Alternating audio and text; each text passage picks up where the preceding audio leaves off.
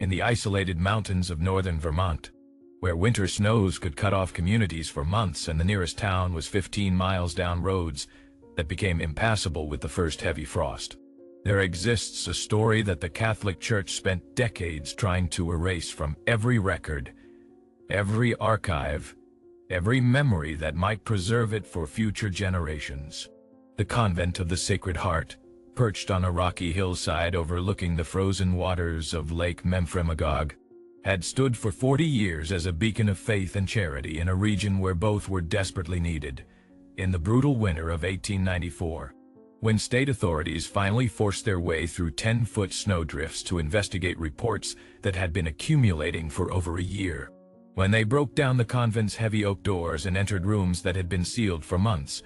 what they discovered was something that no amount of prayer could explain or absolve. 17 bodies in various states of butchering, stored in the convent's cold cellar like meat for a long winter, their remains showing evidence of systematic dismemberment and careful preservation. A communion table in the chapel where the sacred host had been replaced with something far more terrible. Wafers made from flour mixed with rendered human fat. Wine that contained ingredients the investigators couldn't bring themselves to document fully.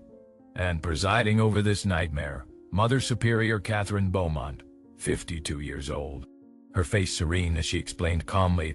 that she had been following God's direct commandments, that she had been feeding her 12 sisters the flesh of sinners as a sacred sacrament, that this practice had brought them closer to divine understanding than any traditional ritual ever could. What they didn't know was that this horror had been building for over 3 years, that it had begun with a single vision during a winter storm and had slowly consumed an entire religious community, transforming women who had dedicated their lives to serving God into participants in something that defied every principle they had once held sacred. This is the story of Mother Catherine Beaumont and the Convent of the Sacred Heart, of how absolute faith can become absolute madness, of how isolation and charismatic leadership can transform the holy into the horrific, and of how 12 women came to believe that consuming human flesh was not a sin but a sacrament. Before we continue, tell us where you're watching from, and if this is your first time on our channel, and don't forget to subscribe for more stories that official history preferred to forget. The Convent of the Sacred Heart had been established in 1854 by the Diocese of Burlington, responding to the needs of the growing Catholic population in northern Vermont, particularly Irish and French-Canadian immigrants who had settled in the region to work in lumber mills and quarries. The original convent building was a sturdy stone structure designed to withstand the harsh Vermont winters, with thick walls, small windows, and a chapel that could accommodate 50 worshippers. The sisters who staffed the convent operated a small school for local children, maintained a herb garden for medicinal purposes, and provided charitable services to the surrounding communities, offering food and shelter to travelers caught by sudden storms, caring for the sick when no doctor was available, and serving as a spiritual center for Catholics scattered across hundreds of square miles of rugged terrain. Catherine Beaumont had arrived at the convent in 1869 as a young novice of 27 years old, the daughter of a prosperous Montreal merchant family who had rejected a comfortable life to pursue religious vocation. She was known for her intelligence, her gift for languages, speaking French, English, and Latin fluently, and her intense devotion to prayer and contemplation. Over the next 15 years, she had risen steadily through the convent's hierarchy, becoming novice mistress in 1878, then prioress in 1885, and finally Mother Superior in 1889 when the previous abbess died suddenly of pneumonia. By 1891, Mother Catherine had been leading the convent for 2 years, implementing a stricter regime of prayer and fasting, introducing extended periods of silent contemplation, and gradually isolating the community from outside contact. She argued that the sisters needed to withdraw from worldly distractions to achieve higher levels of spiritual understanding, that the convent had become too involved in temporal matters and needed to return to pure contemplation of divine mysteries. The 12 sisters under her authority, ranging in age from 22 to 67, accepted these changes with varying degrees of enthusiasm. Though several expressed private concerns to visiting priests about the increasingly severe penances Mother Catherine demanded, and the strange visions she claimed to be receiving during her long hours of solitary prayer. The winter of 1891 was particularly brutal, with heavy snows beginning in October and continuing through April, isolating the convent for months at a time. It was during this period of extreme isolation that Mother Catherine experienced what she later described as her first true vision from God, a revelation that would set in motion the horrors that followed. She claimed that during an all-night vigil in the chapel, she had seen Christ himself appear before her, not in his traditional form as the suffering Savior, but as something far more primal and demanding. According to her later testimony, this vision Christ had explained that traditional communion was merely symbolic, that true divine union required a more literal consumption of flesh, that God demanded his most devoted followers to transcend conventional morality and embrace practices that would seem abhorrent to those with weaker faith. Mother Catherine had initially dismissed this vision as a temptation from the devil, a test of her faith that she must resist. But the visions continued night after night, growing more vivid and more insistent, accompanied by voices that she heard even during daylight hours, commanding her to prepare her sisters for a higher sacrament, to lead them into mysteries that only the most faithful could comprehend. By the spring of 1892, Mother Catherine had become convinced that these visions were genuinely divine, that she had been chosen to lead her community into a new understanding of faith that transcended traditional church teachings. She began introducing her interpretation gradually to the other sisters, starting with the youngest and most devoted, sharing her visions during private spiritual counseling sessions, testing their reactions, assessing who might be receptive to her radical theology. Sister Margaret, 23 years old and deeply devoted to Mother Catherine, was the first to accept the new teachings without question.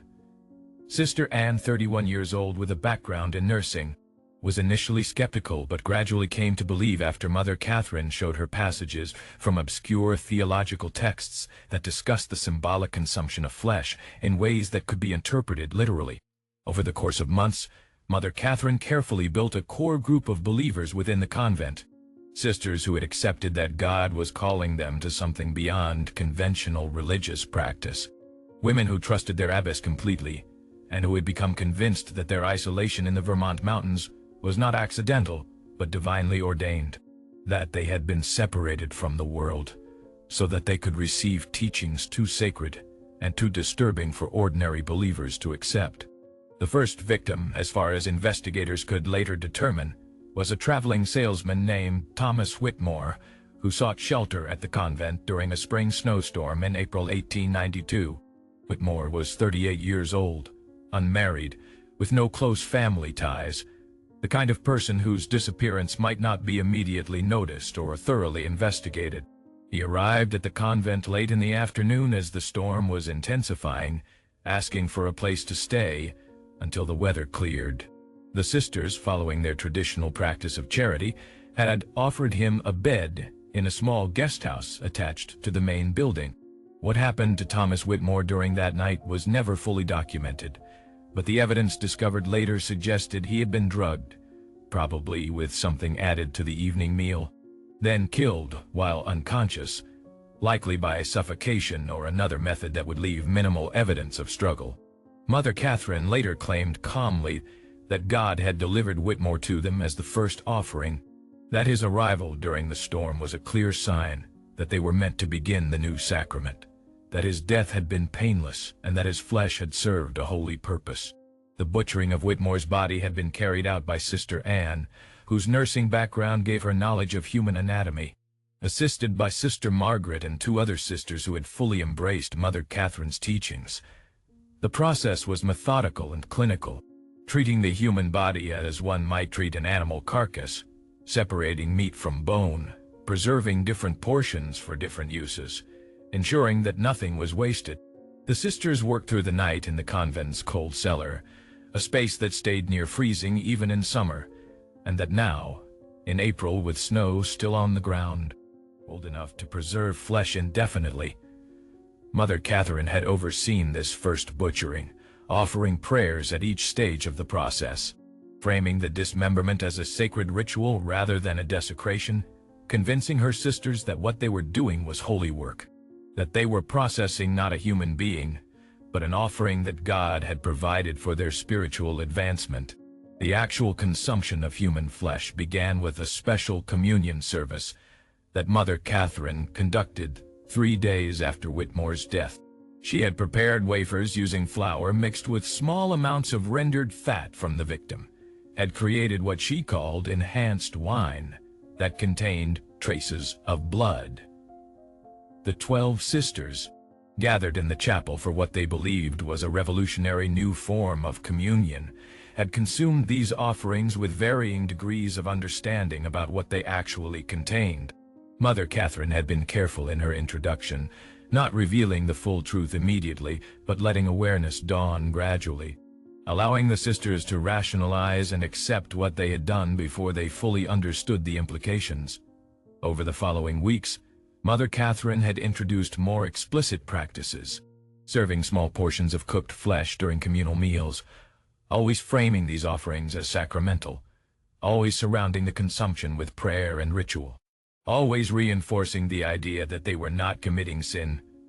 but transcending it, that they had moved beyond the rules that governed ordinary believers. The psychological manipulation involved in this process was sophisticated. Mother Catherine used isolation, sleep deprivation through extended prayer vigils, repeated exposure to her visions and interpretations, and the powerful dynamics of group conformity to gradually transform 12 women who had entered religious life to serve God into participants in systematic cannibalism. Not all of the sisters accepted these practices immediately or completely. 2 of the older nuns, Sister Joan, who was 59, and Sister Elizabeth, who was 62, had resisted Mother Catherine's new teachings, had argued that consuming human flesh violated every principle of Christian faith, that these practices were satanic rather than divine. But resistance within the convent was difficult and dangerous. Mother Catherine controlled all communication with the outside world, determined who received visitors and what information was shared, and had the absolute authority that traditional convent hierarchy granted to the Mother Superior. Sister Joan and Sister Elizabeth found themselves increasingly isolated within the community, subjected to harsh penances for their lack of faith, excluded from communal activities, and constantly pressured by the other sisters to accept the new sacrament. By the fall of 1892, their resistance had been worn down through a combination of psychological pressure, physical exhaustion from punishing work assignments, and the terrible realization that they were trapped in the convent with no way to escape or seek help, that the sisters they had lived with for years had become something they no longer recognized. Sister Joan died in November 1892, officially from pneumonia according to the convent's records, though investigators later found evidence suggesting she may have been deliberately exposed to cold as punishment, forced to spend nights in unheated rooms as penance for her stubborn refusal to embrace Mother Catherine's teachings. Sister Elizabeth survived until January 1893, when she died from what was recorded as heart failure, but what may have been the result of sustained malnutrition and abuse. Whether these 2 nuns were also butchered and consumed after their deaths remains uncertain,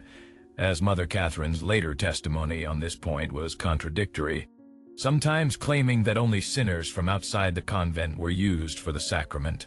other times suggesting that all flesh was sacred when properly consecrated. The pattern of acquiring victims became more systematic over 1892 and 1893, with the convent's location and reputation making it an ideal trap for unsuspecting travelers. The roads through northern Vermont were treacherous in winter, and the convent had long been known as a place of refuge for those caught by storms or darkness. Mother Catherine and her sisters would watch for solitary travelers, individuals who appeared to have no fixed destination or close connections, people whose disappearance would cause minimal investigation. They would offer shelter with apparent kindness, provide food and warmth,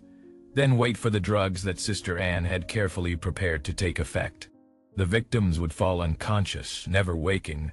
their deaths peaceful even as their bodies were destined for desecration. By the spring of 1894,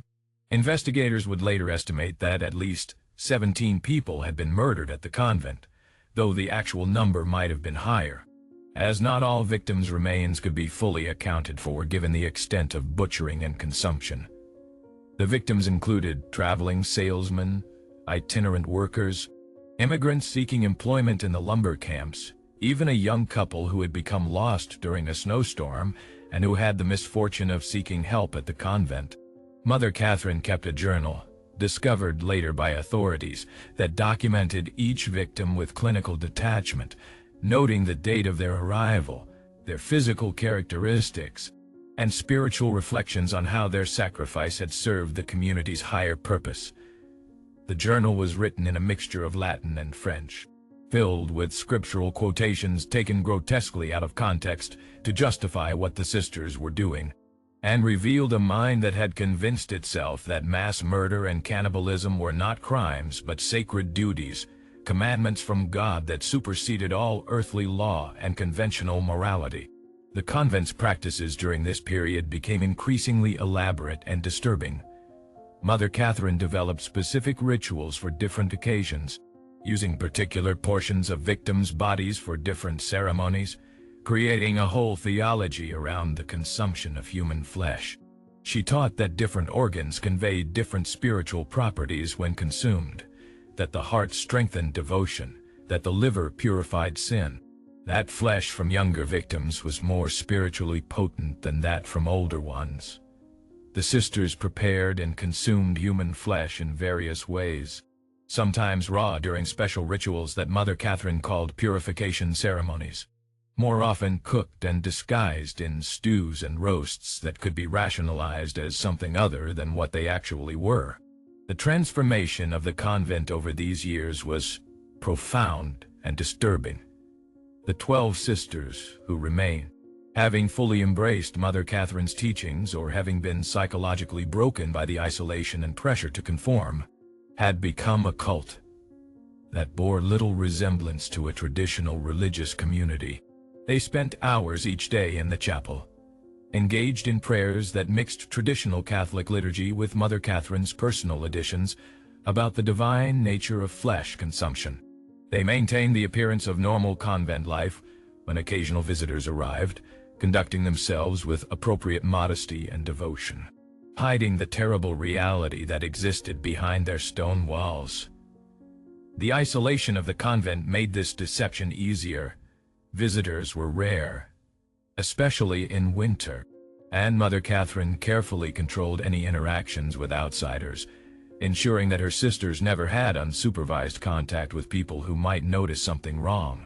The first serious concerns about the convent emerged in the fall of 1893, when the family of a missing lumber worker named Patrick O'Brien contacted authorities, saying that their brother had been traveling through northern Vermont in July, and had mentioned in a letter that he planned to stop at the Convent of the Sacred Heart to attend Sunday Mass. Patrick had never arrived at his intended destination, and his family's attempts to contact the convent for information about whether he had actually visited had received only vague responses from Mother Catherine, saying that many travelers stopped briefly, and that she couldn't specifically recall every individual. The local sheriff, initially dismissive of these concerns, had made a perfunctory visit to the convent in October 1893, where Mother Catherine had received him graciously, allowed him to look around the public areas of the building, and convinced him that the convent had no knowledge of the missing man.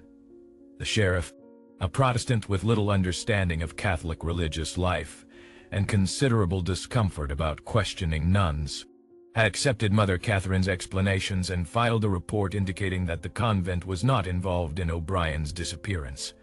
But the concerns continued to accumulate. 2 more families contacted authorities over the winter of 1893-1894 about relatives who had disappeared after passing through the region near the convent. A local man who had been hired to deliver supplies to the convent in November 1893 reported to the parish priest in the nearby town that the sisters seemed strange. that they moved and spoke like people in a trance, that Mother Catherine had given him instructions in a voice that seemed completely devoid of normal human emotion. Most significantly, a young sister named Mary, who was only 22 years old, had managed to escape from the convent during a supply delivery in February 1894, fleeing while the other sisters were distracted and making her way to the parish priest's house, where she collapsed in tears and began trying to explain what had been happening at the convent. Though her account was so incredible and disturbing that the priest initially thought she must be suffering from some kind of mental breakdown brought on by the isolated and austere conditions of convent life. Sister Mary's account, once she had recovered enough to provide coherent testimony, was horrifying in its detail. She described Mother Catherine's visions and the gradual introduction of cannibalistic practices, the murder of travelers, the forced participation of all the sisters in consuming human flesh, the deaths of Sister Joan and Sister Elizabeth who had resisted, the climate of fear and religious manipulation that had kept her and the other sisters trapped even when they understood that what they were doing was monstrous. She explained that Mother Catherine had convinced them that they were too corrupted by their participation to ever leave, that if they revealed what was happening, they would be executed as murderers, that their only salvation lay in continuing to follow Mother Catherine's guidance and trusting that God would eventually vindicate their actions. The priest, Father Michael O'Connell, was faced with an impossible situation.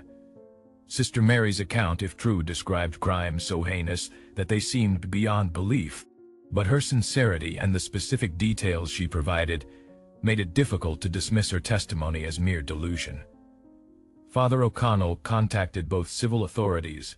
and the Diocese of Burlington, setting in motion an investigation that would take weeks to organize, given the remote location of the convent and the terrible winter weather that made travel nearly impossible. It wasn't until March 11, 1894,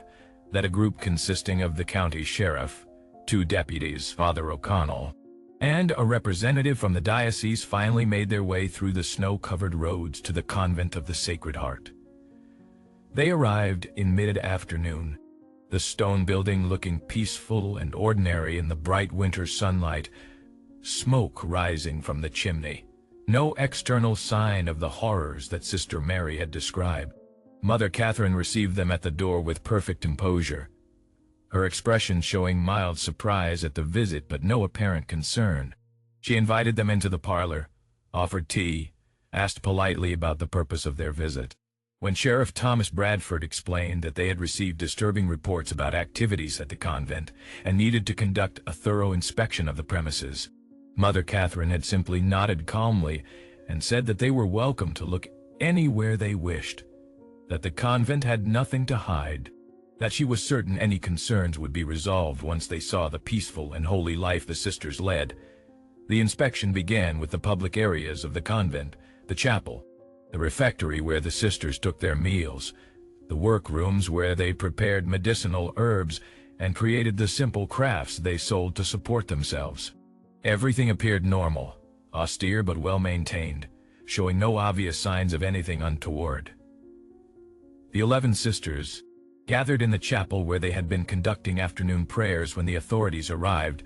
seemed quiet and withdrawn,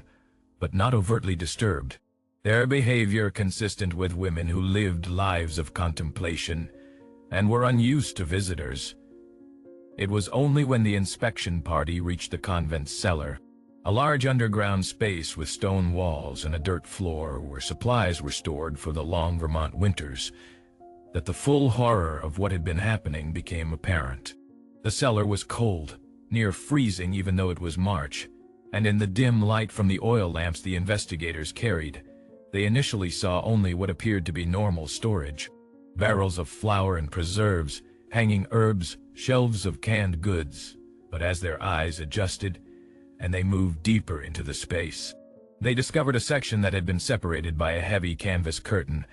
and behind that curtain was something that would haunt everyone who saw it for the rest of their lives. 17 bodies, or what remained of them, in various states of dismemberment and preservation. Some were relatively intact,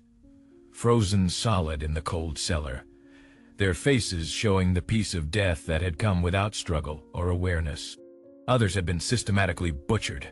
reduced to cuts of meat that were stored in wooden boxes or hung from hooks like beef in a slaughterhouse. The butchering had been done with skill and care, showing knowledge of anatomy, each body separated into component parts that were labeled with dates and what appeared to be notes about spiritual properties in Mother Catherine's handwriting. There were shelves containing jars of rendered fat, containers of what appeared to be blood mixed with wine, packages wrapped in cloth that contained flour mixed with ground tissue. The cellar had been converted into a processing facility for human flesh, organized and maintained with the same careful attention that the sisters gave to all their work. Sheriff Bradford, a veteran of the Civil War who had seen his share of death and violence, later said that nothing in his experience had prepared him for what he witnessed in that cellar. Deputy James Walsh immediately went outside to vomit, unable to remain in the space once he understood what he was seeing. Father O'Connell began praying in Latin, his voice shaking, whether asking God for forgiveness for what had been done or seeking strength to process what he was witnessing. The representative from the diocese, a young priest named Father Thomas, simply stood frozen, his face pale, unable to move or speak. When the investigators returned to the main floor to confront Mother Catherine, they found her sitting calmly in the parlor, her hands folded in her lap, her expression serene. She made no attempt to deny what was in the cellar, made no effort to flee or resist arrest, simply waited for them to ask their questions. When Sheriff Bradford, struggling to maintain professional composure, demanded an explanation for what they had found, Mother Catherine had smiled gently and began to explain, in a voice completely devoid of shame or recognition that she had done anything wrong, about her visions from God, about the higher sacrament she had been called to introduce, about how the traditional church had lost its way and needed to be reminded that faith sometimes required transgressing conventional morality. She spoke about each victim as if discussing offerings at a traditional religious ceremony, noting which ones had provided particular spiritual benefits to the community, which ones had been especially blessed in their contribution to the sisters' enlightenment. Her testimony, given calmly over several hours while the other sisters sat silent and unresisting, revealed a complete disconnect from normal human morality, a mind that had rationalized mass murder and cannibalism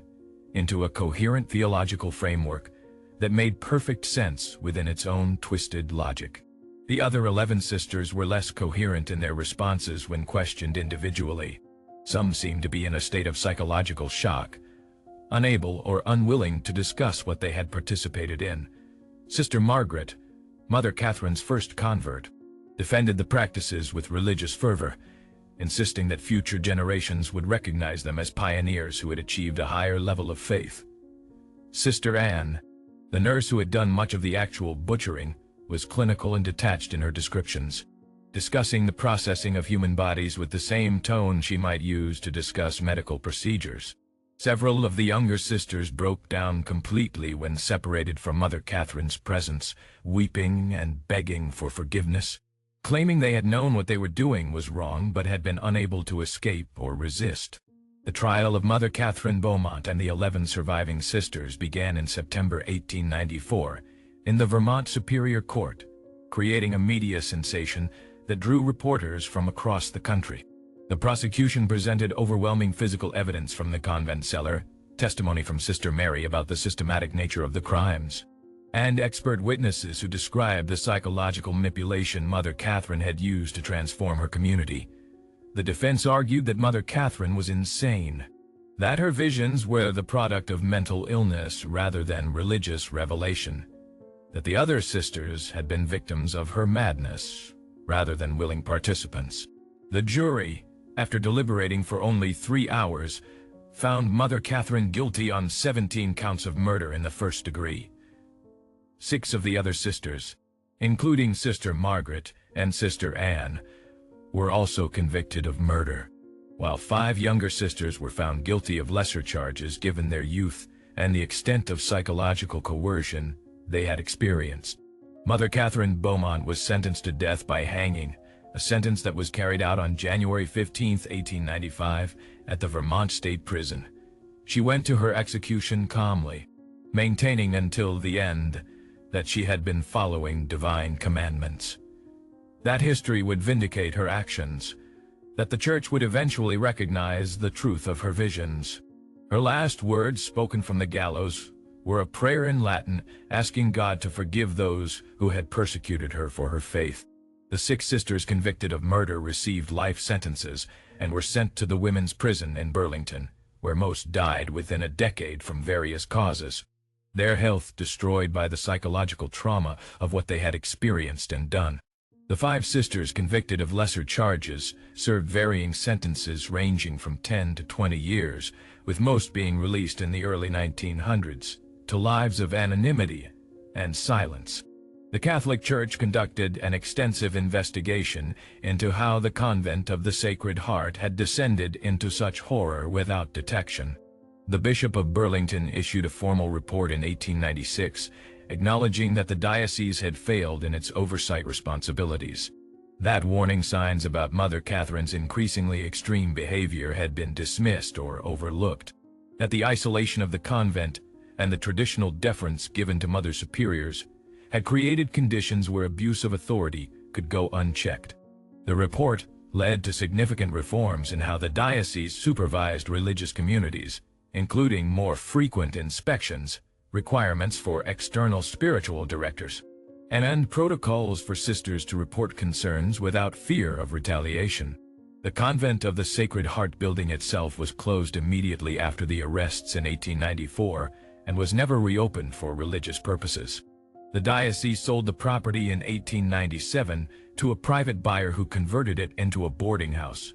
though the building's dark history made it difficult to attract tenants. The structure burned down in 1923 under circumstances that were never fully explained, with some locals suggesting the fire had been deliberately set to finally erase the physical reminder of what had happened there. The site where the convent stood is now an empty lot, marked only by a few foundation stones and the remains of the old cemetery where several early sisters were buried, though the graves are no longer maintained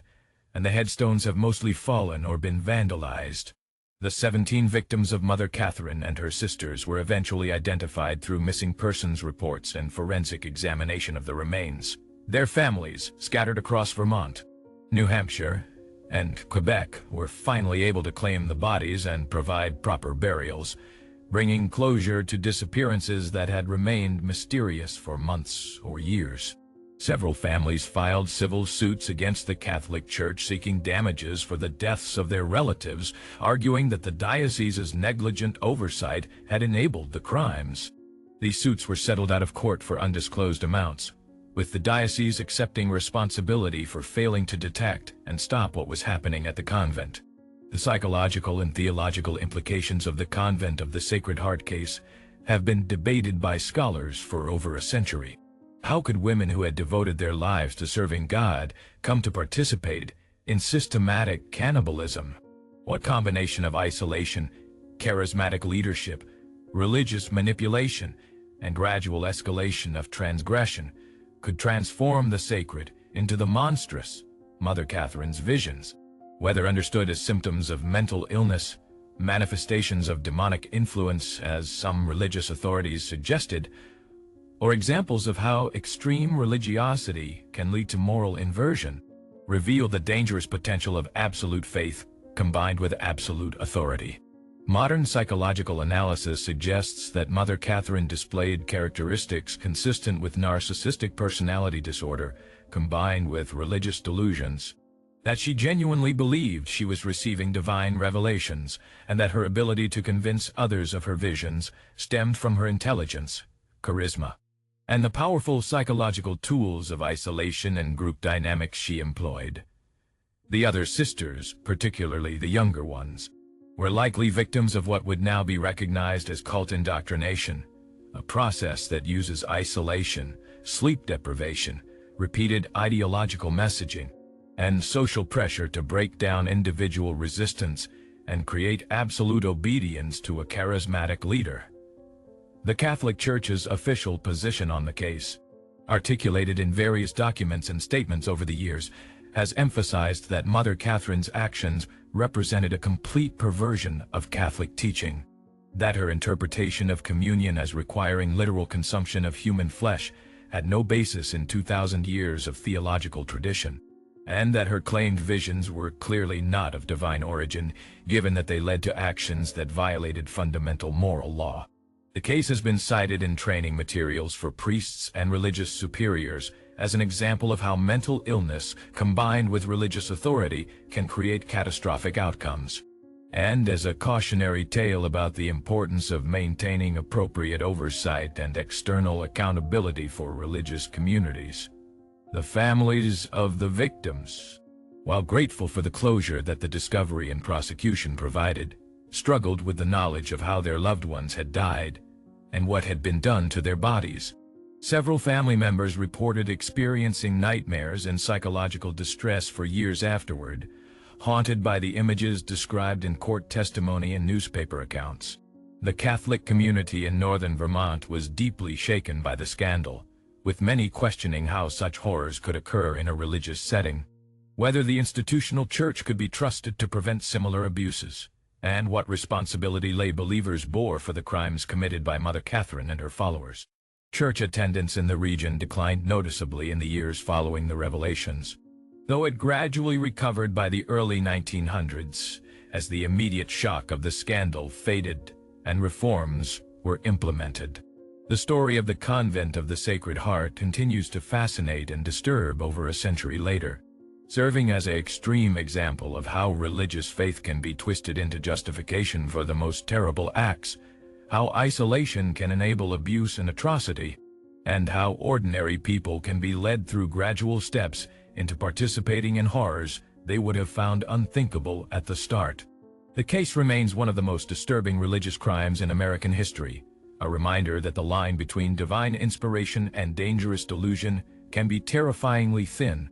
and that faith without accountability, authority without oversight, and devotion without moral grounding can lead to outcomes that betray everything religion claims to represent. If this story revealed something you never knew about how faith can be corrupted into justification for unspeakable acts, leave a comment telling us what disturbed you most. And if you want more untold stories of religious transgression, isolated communities that descended into horror, and the dark side of absolute belief, subscribe. These stories matter, not just as history, but as warnings about the dangers of unchecked authority, the importance of maintaining connections with the outside world, and the need for skepticism, even toward those who claim divine sanction for their actions. They thought the Convent of the Sacred Heart was a place of holiness and charity, a refuge from the harsh Vermont winters and the difficulties of frontier life. But behind its stone walls, Mother Catherine Beaumont had created something that violated every principle of the faith she claimed to serve, had transformed sacred communion into cannibalistic ritual, had convinced 12 women that consuming human flesh was not the ultimate sin, but the ultimate sacrament, and had murdered 17 people whose only mistake was seeking shelter in what appeared to be a house of God. And in the ashes of the convent that burned in 1923, in the unmarked foundation stones that remain on that hillside overlooking Lake Memphremagog, there lingers a question that has no comfortable answer about how thin the line is between the sacred and the profane, between devotion and depravity, between serving God and serving darkness.